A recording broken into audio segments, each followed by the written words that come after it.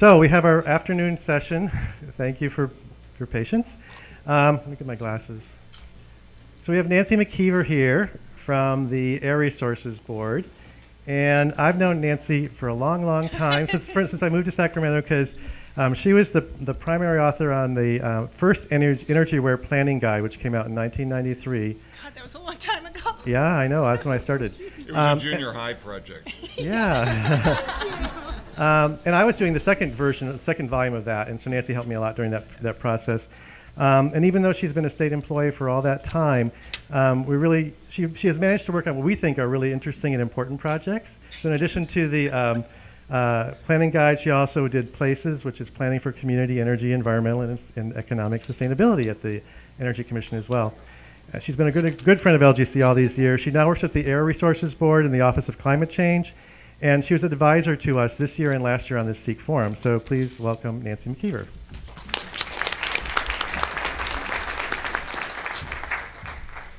Thanks for inviting me to come, Pat. I get to talk about a project that I just very, very much enjoyed working on. It's called the Small Business Energy Makeover. And it was great to work with people in the front lines that are making change every day. And it's actually really good to be in this room because with all the crazy stuff that's going on, there's so much energy in this room and good programs. I think probably everybody here is a little refreshed by it. The Small Business Energy Makeover is really nothing more than a very good partnership designed to accomplish multiple goals. And these goals are to bring utility-sponsored energy efficiency audits and retrofits to small businesses, to save money and save energy, and from the ARB's perspective, to link those savings and outcomes with things that are good for the climate. So people start to understand that saving money, saving energy is also, it's part of what we're doing for our climate. So why do we focus on small businesses? Well, from the Air Resources Board perspective, we have to get 20 million metric tons of carbon reductions from existing buildings. That's what's in our scoping plan. That's a statewide plan for greenhouse gas reduction. And 20 million metric tons from existing buildings is kind of a lot, but the hardest part is the small business sector. They're the hardest to reach because they take the most time, and they're all very different. So, you know, when a contractor goes out to them, they have just a little bit of work to do, and they've put a lot of time and labor to get that small business contact. So the Small Business Energy Makeover was designed to boost the cost effectiveness to upgrade small businesses, and also to build trust and information around energy efficiency. So it's a capacity building. And why energy makeover? Well, this was the fun part. You know, we understood what the need was, reaching the small businesses, and we understood what the tools were, all these great programs that the utilities have, but there needed to be a bridge built between the technical utility programs and the very difficult to reach small businesses. So the key was to cut the time and cost to the contractors and to increase the sign-up rates. When they actually do go out to talk to people, they actually sign up and do a fair amount of energy retrofit. What happened? Oh, okay. I thought, okay, cool. So what we did was we decided to sort of take some of the luster from reality TV. Everybody was talking about, you know, extreme makeover, this and that, and this one was taken from Home Edition. I guess they go and make over a house in a day or something like that. And people knew about it and they liked it, and it was a catchy kind of title. So we were able to use this popularity to bring people in, they'd start to pay attention, and jumpstart the process that would build these durable lines of communication and trust. So, and one of the things that was really worked well is we aimed high. Is when we decided to do a makeover, we said, okay, we're going to do 100 in a day or 100 in a week. And everybody's like, ooh, there's a thing happening. I want to be part of it. I don't want to miss out. So it was that sort of popularity thing going on. Before I go into the makeovers, I just want to tell you that there is a really good web page. It's called coolcalifornia.org, and there's a tab, a local government tab, and that's where all of the information about the energy makeovers is located. And I think your video might be stored there too, so they can. In the corner. So yeah. Carly's video is on that, so you can watch it as many times as you want. It's a great video. Okay, so what did we actually do?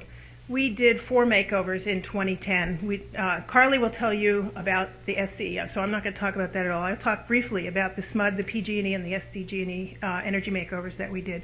All of them had successful outcomes. They were, all the partners were very rewarded by participating in each of the makeovers. And then I want to talk about the key factors of success, the ones I think really contributed to why these makeovers worked so well. So, what do we actually do? In Sacramento, we have a NBA superstar, or whatever, the all-star for a mayor in Sacramento, which always is a draw. What we did in Sacramento is it actually started with a conversation between SMUD and the mayor's GreenWise Sustainable Programs Manager.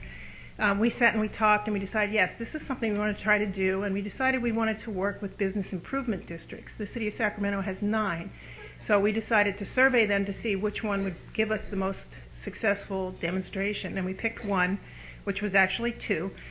It was one, it's the Oak Park Business Improvement District and the Stockton Boulevard Partners. They're jointly managed in one office by one really good guy. So we actually worked with 2 BIDs through one person. And we worked in the Stockton Boulevard and Oak Park, or this beautiful 1930s old, low buildings, the old, sort of old city kind of stuff.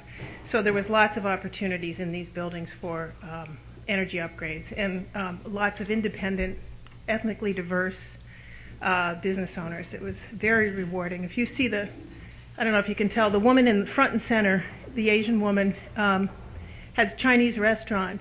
And she's on the video saying that her energy bill is $5,000 a month, and anything that we could do to help her would be really, really important to her, because she has trouble paying all those bills. Then the very next day, we went to Fresno, and Joseph Oldham is sitting back there. I hope he thinks it was a good experience. It was great to work with him. It was wonderful. In this energy makeover, it was a partnership with the mayor's office. I don't know if you know the mayor of Fresno, but she's a great mayor, and the Energy Watch program and their contractor, RHA, and the San Joaquin Valley Clean Energy Organization, and of course, Cool California, which is how ARB is linked into this. So this makeover was a little different than the other ones. It was designed to help reduce the energy cost in a redevelopment district downtown, a shopping mall. It was part of one of the things the mayor was really interested in. So they were very focused in this downtown shopping mall. And San Diego, I'm trying to go through these kind of fast because I want to have lots of time for questions if you have it. San Diego was a really interesting makeover, I thought. It was initiated by conversations with North Park Main Street, which is actually a business improvement district as well. Main streets are generally historic preservation, but they also did the BID function. And North Park Main Street went out. I believe they had about 400 businesses in their improvement district, and they knocked on at least 250 doors, talked to the owners of the businesses, and told them what was going on. There was this event. It was exciting. They were going to be bringing free resources to them from the utilities, and it was all going to be organized. And, you really should do this. And look them in the eye. And they knew each other, so it worked really well. And the Business Improvement District Executive Director, her name is Liz Studebaker. She was really good. She and the really good team from SDG&E got together, and they held meetings that the businesses could come to and learn about what this idea was, this energy makeover. And she went to a few of the businesses that had really done a lot of advanced energy work in their restaurants. One was a restaurant, and I forget what the other one was. But she brought them in, and they were local mentors, people that the other businesses knew, and they talked to them about what they did and how they did it and why they did it. So that was a very powerful thing. And the Business Improvement District, because they know everybody, are really good at organizing outreach, making it efficient, putting addresses in order down streets, that sort of thing. And they hosted, at the end of the makeover, they hosted a media event where they had the local city councilman, who all the businesses knew, the mayor, the representative from the Air Resources Board from that area, and a vice president from San Diego Gas and Electric. And that video is on that, that webpage that I told you about. So it was pretty powerful event. It was a great education for SDG&E, who hadn't done this before, and for the BID on how to, work with the utility, and for the elected officials that participated in this, because they had better access to their business members who they'd been trying to do lots of different projects with anyway. San Diego Gas and Electric now has 5 energy makeovers in process, just all on their own. They went off and did that. And in San Diego, and I don't know if other cities have this, but they have a citywide BID manager. It's a woman that knows what all the BIDs in San Diego are doing, so she's a great sort of interim contact person. Before this presentation, I called the outreach coordinator, Risa Barron, at San Diego Gas and Electric to ask her some update stuff on numbers and that sort of thing, and if she was going to come to this meeting. And she said, I'm hoping to come unless it falls on the same day as our kickoff meeting for the National City Energy Makeover. So that's where she is today, so she's not here. But some of her staff people, I think, are here. And I just wanted to read, this is a direct quote from Risa, the woman who's now doing these 5 makeovers. She said, "The energy makeovers build capacity in the small business segment so that business owners better understand the value of energy efficiency and are more interested in new ideas like smart meters." And so what this means is there's some durability in this connection that gets built, so that when they do the makeover and they put in the free light bulbs and do some thermostat work and these sorts of things, then when it comes time to do something a little bit different, like she used to run the smart meter program, and that's why that was of interest to her, but she said that those relationships that get built are really helpful for down the road for other programs. So, key components of success. I think I've been talking about BIDs a lot, and I just want to give a teeny bit of background in case they're not familiar. I find some people haven't actually worked with the Business Improvement District before.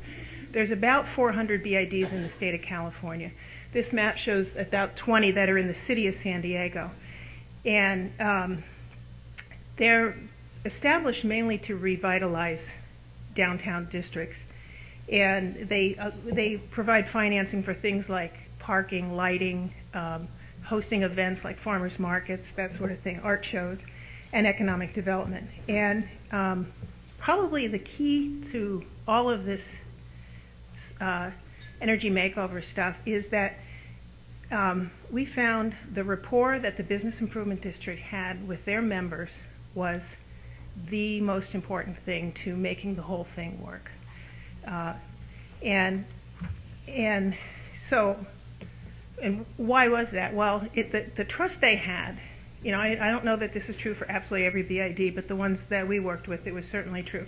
The trust that existed between the executive director and each of the small businesses opened the doors to the idea and opened their minds to allowing somebody to do something crazy they weren't really quite sure, until they listened a little bit more what was going to happen to them. So that was really important. And they knew, there's follow-up. They can walk back. If something doesn't go well, they know where that Business Improvement District person is. It's a little more direct of a connection than maybe a big utility where there's, representing a much larger service territory. So this is kind of like you're on the ground person connection. And the BID has an incentive, of course, to do this because their members are paying an assessment. The way BIDs are set up, they pay an assessment, so they want services for that, and this falls into that category of economic development. And another thing is kind of quite different is the BIDs are sitting on these little databases, and I saw this work in San Diego in particular, actually in Sacramento too, where they provided the maps and the addresses and the ownership information on the building and all these sorts of things that sort of jump-started the whole outreach and then the actual audit and implementation process. So that worked pretty well also. Another component of success is to use the Business Improvement District's knowledge of the businesses to fine-tune the utilities energy program to the local buildings and culture. It's just one more degree of refinement. The BID knows what's happened in that community over the years. They know if there's already been a wave of retrofits, and if so, where. Generally, maybe not, but they can quickly find that out by asking as well.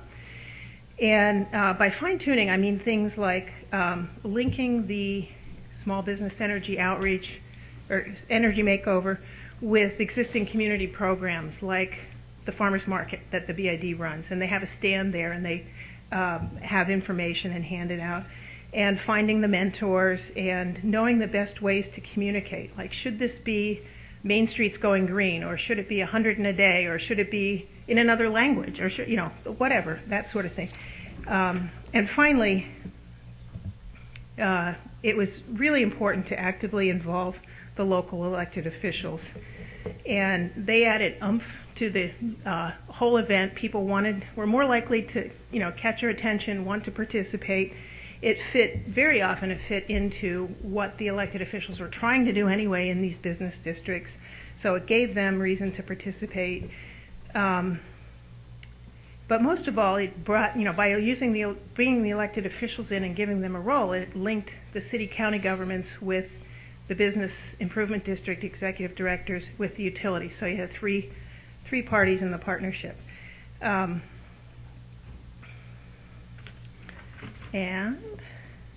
so we've done this now Carly will talk about Los Angeles, and the three I talked about. There's been 4 sort of demonstration makeovers. What's happening now? We are meeting with the PUC and talking about how these went, sharing these success stories with them, and finding out how this meets their internal programs, and hopefully we'll develop some sort of guidance so that we can put a little bit more information on the website and do some outreach to the utilities and to business improvement districts and let them know that this is a way to bring some resources into small businesses. Thank you.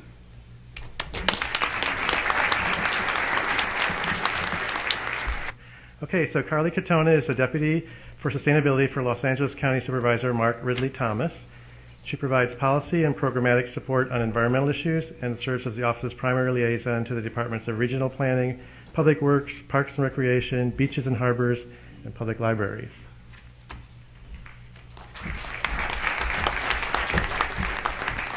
Thank you. So I didn't know it at the time, but I was really Nancy's guinea pig. And fortunately, we're here because it went well. We can live to tell the tale. So I'm going to take you about 400 miles south, back to March 2010, to Lenox. And while this looks like a picture that was taken in 1970, this is what Lenox still looks like. It's a 1 square mile unincorporated area of the County of Los Angeles. So while we're 10 million people wide and 4,000 square miles, we do direct community and municipal services for unincorporated areas. And Lenox is an interesting little community unto itself. Many of these unincorporated areas have no sense of identity, but Lenox is like a little town, a little city. And predominantly Latino, predominantly low income, and it has the very unique characteristic of having a 747 fly over it every 90 seconds or so. It's right next to LAX. So you really have to love flight and whatnot to like living there. But there's a huge sense of community, and I think that was one of the reasons that made it really easy to have success here with this makeover. So year and a half ago, wasn't too long ago, but there were a lot of different factors that I think contributed to the success of this. Our businesses were really, really struggling. The economy was not good.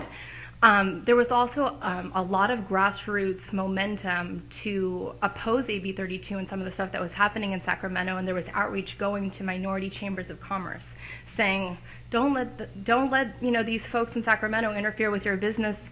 Don't let them impose unfunded mandates, and we needed to do something tangible and visible that could show them that that wasn't necessarily the case. And then we had some free labor, and I know Marilyn Lyons is in the back, and the South Bay Environmental Service Center got out and mobilized and actually provided people on the ground that made this successful. So I could talk about it for a long time, but I think what's better is that I show you guys a little video that Nancy referred to that kind of wraps it all up really quickly, and then we can talk a little bit more about it. This morning kicks off a week-long energy makeover for the Lenox community. We are here at ground zero of how California and how Los Angeles and how the country are fighting back against climate change. So we go into the business, we'll do a free energy audit, no cost to the customer, and then we'll actually retrofit the business up to $10,000 at no charge. We'll be able to provide some free toilets, some free urinals, free faucet aerators, some new equipment that will help them become more water efficient. Volunteers from our center conducted an energy walk in this targeted area. So basically what they want to do is take out any inefficient lights that you have and replace them with fluorescents. And they would do this at no cost to you. Es gratuito, gratis, son 100% gratuito. Y tenemos varios, le reemplazan las lámparas. So actually they're very happy to see us. Uh-oh. That was a good line to end on if we can't get it back. The owner was online on the phone. She wasn't present, and she was very happy to see it's a free program. And she says, if it's free, come on in. And we mostly have lights that we need to change and update. Well, so ultimately, the owners will see a much smaller energy bill, which would be great for them. Small businesses should save Sorry. approximately 15 to 20% on their energy bills. This program could not have come at a better time. I appreciate everything that you are doing.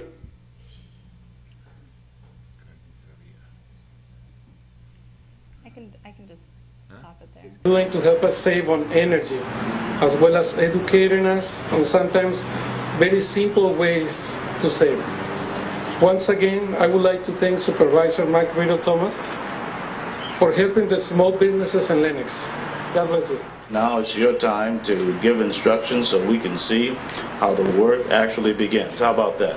Let the work begin. Up here we've got the thermostat in the space. This is a non-programmable thermostat. What we're going to do is replace that with a 7-day programmable thermostat, which will allow the building to be heated and cooled only during occupied times. That should save about 10% of the annual energy cost. Yeah, green means efficient. Basically, we're looking for all the opportunities to upgrade the business. A lot of business owners have already upgraded some of their own fixtures, so we're here to complete the job for them. Here we have an older, inefficient 3.5 gallon per flush toilet. We're going to go ahead and retrofit it with new technology, a 1.28 gallon per flush toilet, a high efficiency toilet. We're going to go ahead and remove the bolts to the floor, pull this out, and then we're going to put in the high efficiency toilet. Mi nombre es Marta Limón, mi negocio es Marta's Beauty Salon y estoy muy agradecida en este momento por la ayuda que nos está brindando en esta crisis económica que tenemos ahorita, que es una ayuda muy grande para nosotros los latinos. Gracias. This is the way you can do it. With a small amount of effort, you can be saving money within a matter of days. And by saving money, it means saving energy and helping the climate action program that California is carrying out. We're just taking it to a new level. That's what we're doing.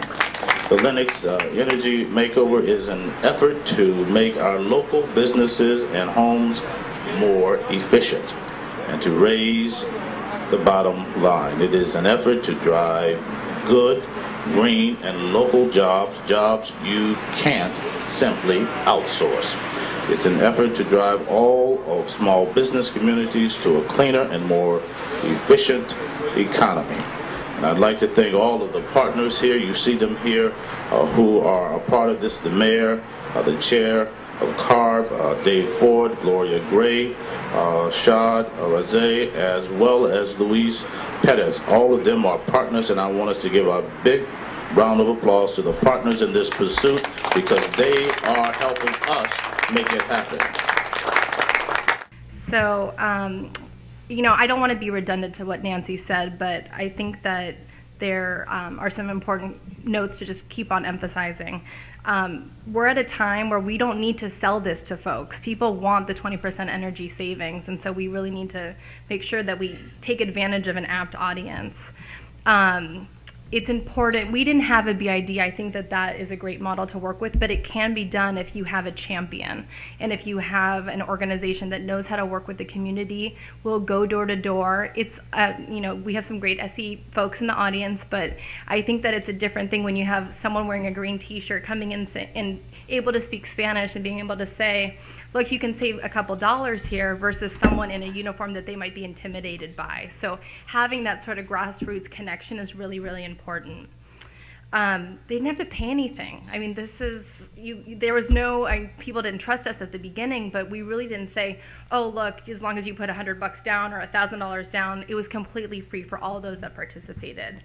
And then I think what made Lennox unique was that we were really interested in doing a whole community makeover. So we served 100 businesses, but we also served the constituents, and that ranged from, so I touched on the downtown businesses, but we also went to our senior center in Lennox and did a Energy for the Elderly seminar. They're very interested in anything that can save them money. It's another apt audience, so that was very well received.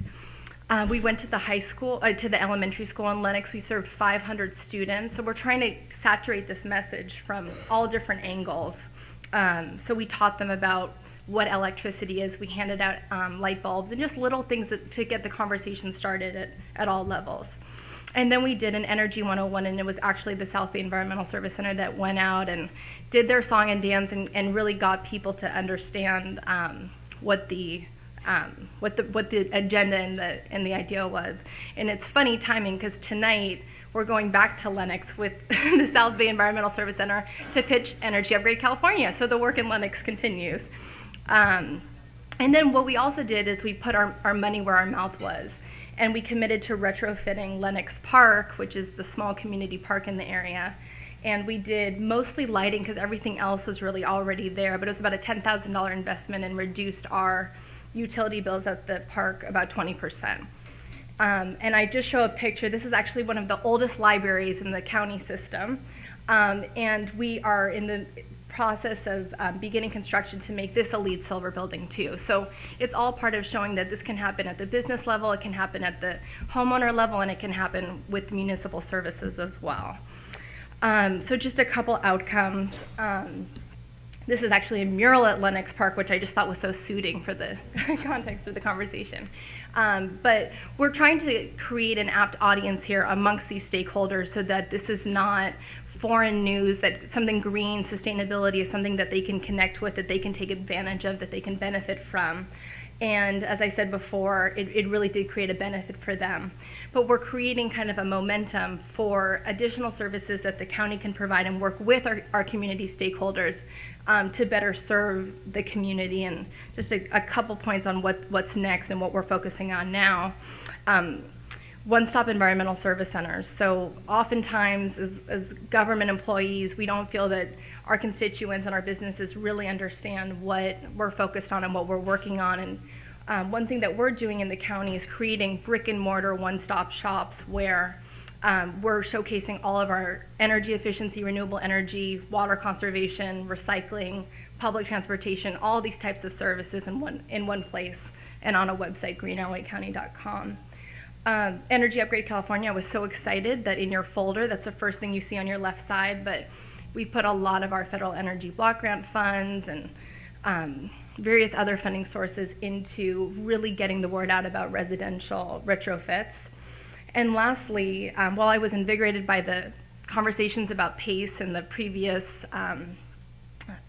forum, we are also really looking at commercial PACE and how we can actually bring those businesses back to look at opportunities to creatively finance larger retrofits. We've small stuff in Lennox, but we can work at all different scales with all of our partners. So that's it. Thank you very much.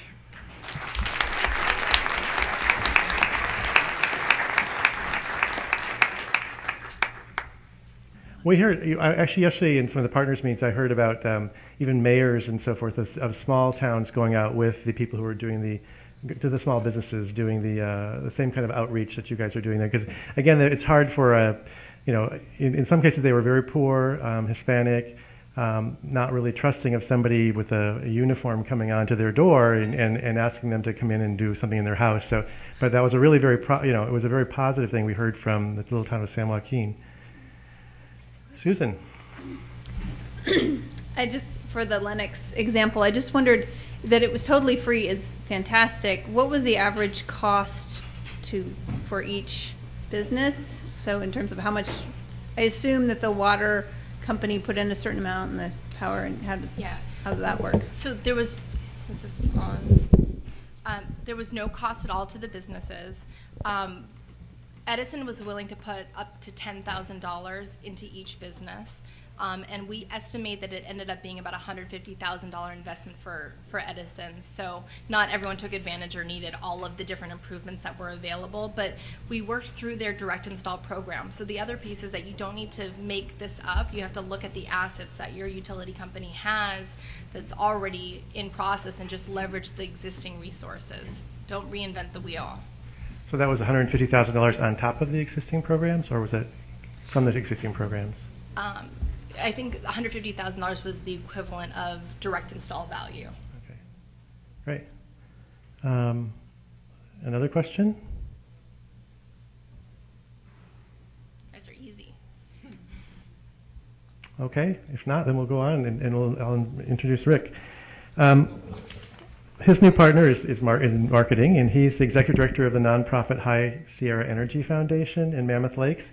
And I visited you in June, I think it was, wasn't it? It was beautiful up there. It reminded me of Port Townsend, Washington, if you know where that is. Anyway, the foundation's mission is to promote and develop energy efficiency and renewable energy resources in the High Sierra. And he started with Edison's local government partnership up there in 2006. So welcome, Rick Phelps. I think I can do this. Good afternoon. First, I want to thank Pat. I want to thank the team I work with at Southern California Edison, with Jesse Langley, Greg Haney, Nancy Jenkins, my old friend John King, which is back there in the corner. But happy for the opportunity to share what we're doing in the Eastern Sierra. Really, how a small partnership uses effective marketing and outreach to really help create that culture of energy efficiency. To set the scene, and often when I go to LA for meetings, I make sure I wear my boots and jeans and I carry my buck knife in my pocket. And then they say, you go around to introduce it, and I say, well, one of the differences where we live, you can have a knife, and I open it up, and no one thinks you're weird. But since I'm over here with the sophisticated group now in the Bay Area, I didn't wear my boots, I didn't bring my knife.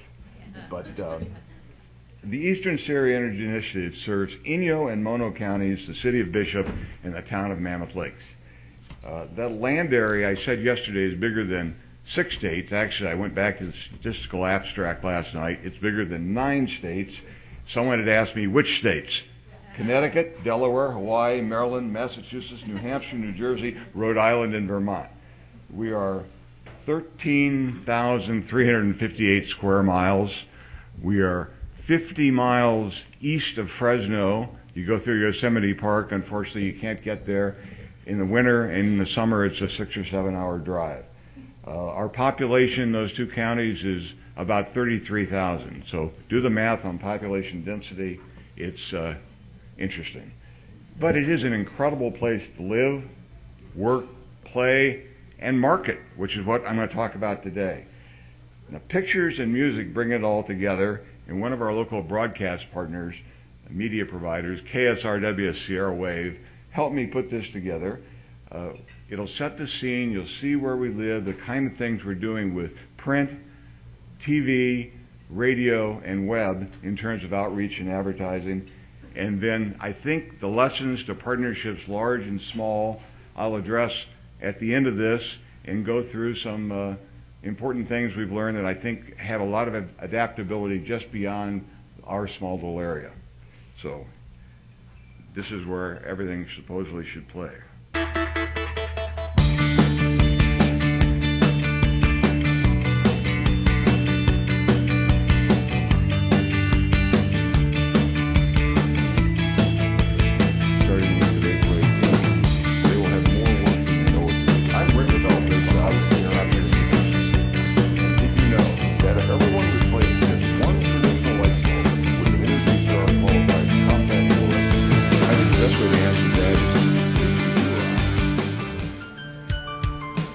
Hello, this is Rick Phelps of the High Sierra Energy Foundation.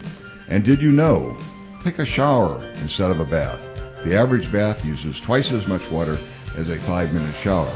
And if you take it with a friend, you save even more. Another energy fact that just makes sense. Sponsored by the Eastern Sierra Energy Initiative.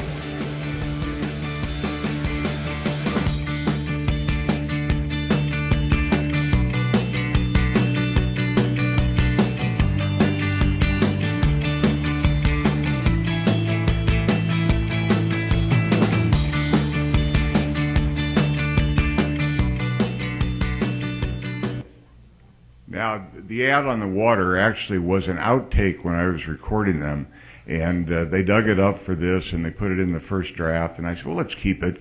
I suspect, though, the DJ sometimes plays that because he likes the message. But it's fun what we're doing out there, and we're lucky enough to live there 24/7 and preach the gospel of energy efficiency. And to give life to that gospel, we offer 5 lessons learned, or maybe even commandments, but I didn't want to go too far with that biblical stuff. But this is what I'm going to talk about. I'm going to talk about having a constant thematic message, being passionate about your message, realizing that your news is important, and understand that the media, print and broadcast, is your friend, and getting your hands dirty and knowing the rules. Briefly on each of these, having a constant thematic message. When I was being interviewed on radio by Bill Lefevre of the station that put that together, this was probably 2006, I was telling Bill various energy anecdotes about the value of compact fluorescence, insulation, building orientation.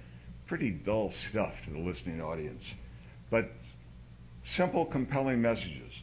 And from that inspirational moment, we began to develop our Did You Know radio campaign, which you saw some of the blurbs up there. And we compiled Did You Knows from public sources, EPA, SEEC, EIA. We developed print ads and radio spots.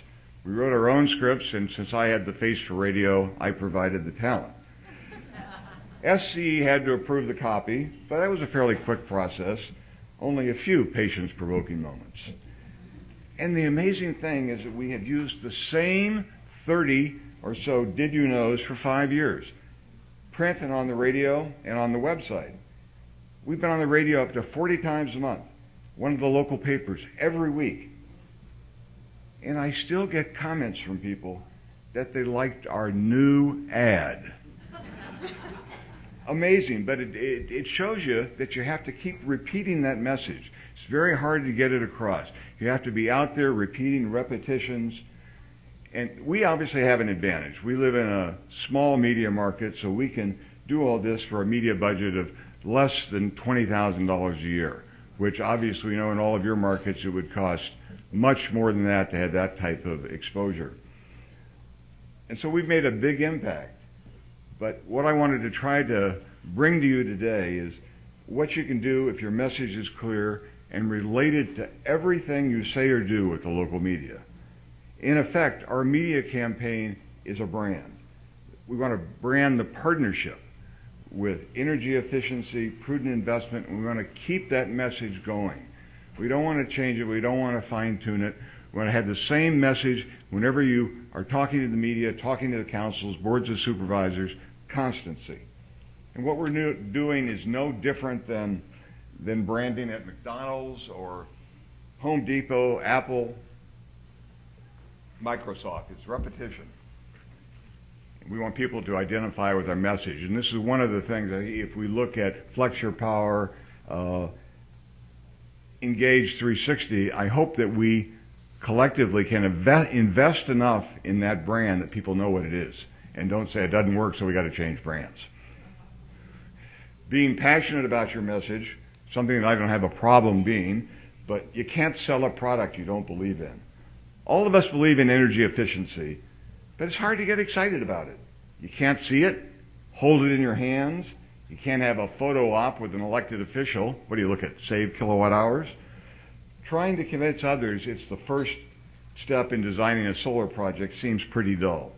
I remember touring the ranch with one of our local residents, who wanted to put on solar.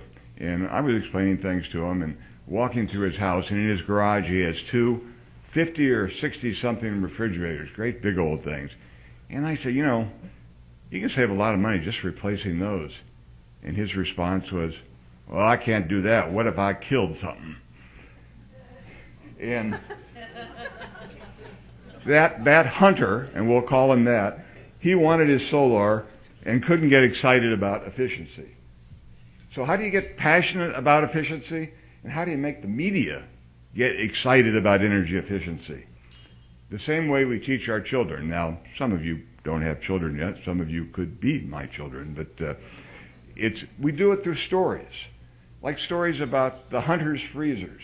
I also like the story that the facilities manager at our ski area, Mammoth Mountain ski area, told me about how he had filled a 9-square-foot hole in one of his older lodges and how much he had saved in energy by doing that. And I tell that to people and they say, well, God, how did he miss a 9-square-foot hole? And I said, he did it with caulk, one squeeze at a time. And it's a story. You don't get an aha usually, you get more of an oh.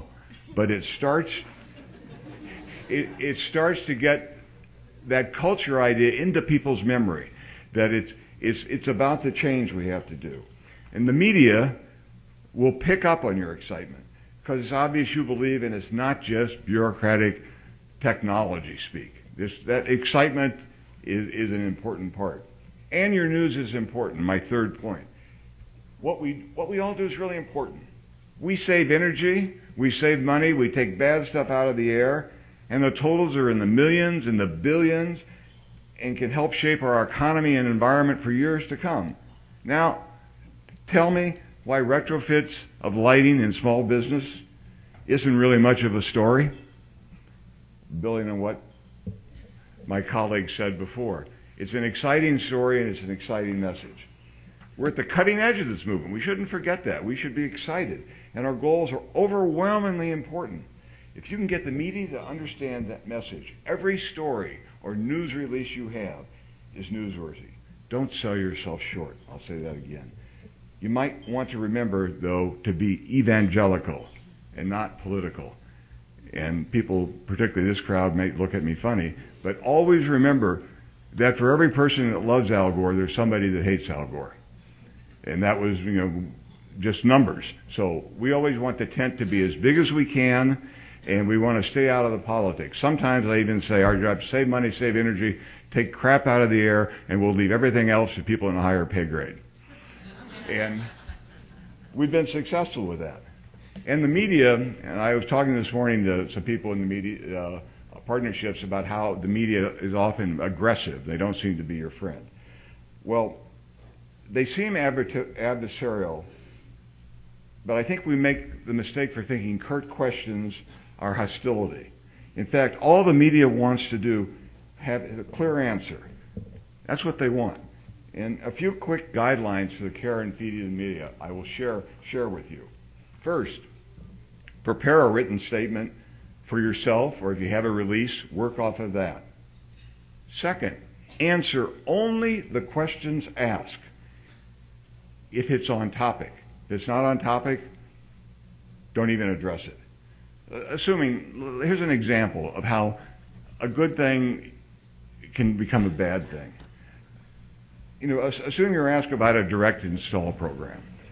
The response might be, it's a great way for our small businesses to retrofit their lighting and save energy. But what if someone were to say instead, being quite honest, it's a great way for small businesses to retrofit their lighting and save energy, but you really have to be sure the contractor understands what has to be done. Now, what do you think becomes the story? Lighting and energy, or these contractors can be a problem. Now, the other, and I'm sure many of you have heard it before, but in practice it's very important, is stop talking. Pauses are healthy. The media loves it when you keep talking and fill up the pauses. A story which you don't manage might emerge, and that's how we get this adversarial part. We have to work at it. The fifth point, my last point, is getting your hands dirty and knowing the rules. Emailing a release may get the desired response, but it may also be treated as a request. And to my friend Bernard, where's Bernard? Is he not here? Oh, there he is, back there.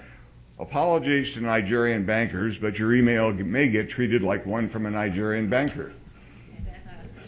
The best way to deal with local media, and I think this even applies in larger media markets, is to follow up with the meeting. I know that many of you will say, oh, I do that. It's 30 minutes to get there, 30 minutes to get back for a 30-minute meeting. It's not worth it. You do it to put a personal face on your message. Eventually, you may be able to use a phone call because the media, whether it's the local paper or the radio or whatever, knows who you are and the nature of your message. But you have to invest to get there. You have to get your hands dirty. And remember that unless you say otherwise, every word of the media is on the record. If you want to be off the record, say so. If you want it to be background, for example, a discussion of the nature of ratepayer funding for energy efficiency programs, say so and ask that it not be attributed to you. The media will listen to you, and they will follow your desires, but they won't do it unless you're very clear about it. And be very careful, and I've seen people get in trouble with this repeatedly, of the very quotable quip. Say you're sitting with coffee with someone, a friend in the media or an acquaintance, and you make the comment that, you know, if you think the government is bureaucratic, you ought to try working with PG&E. Or fill in the blank. And it's so easy to make that kind of comment because, you know, we sometimes are very casual in what we think about. But if you let that be on the record, it may be a story. And if you're live or on tape, you violated the stop talking rule.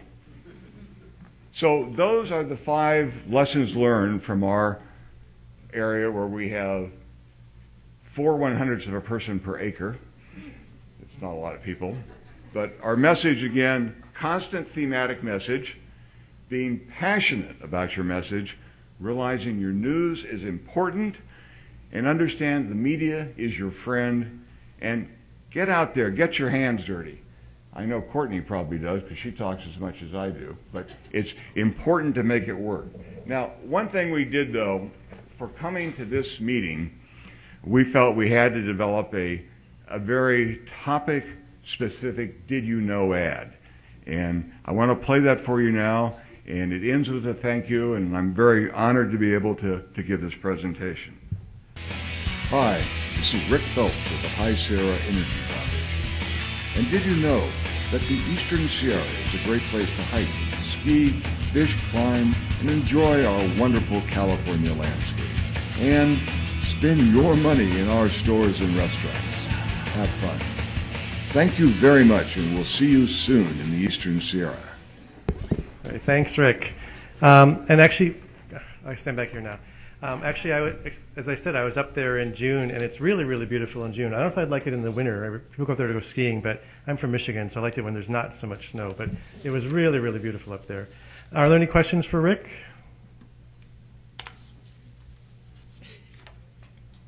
Okay, well, let's thank our panel.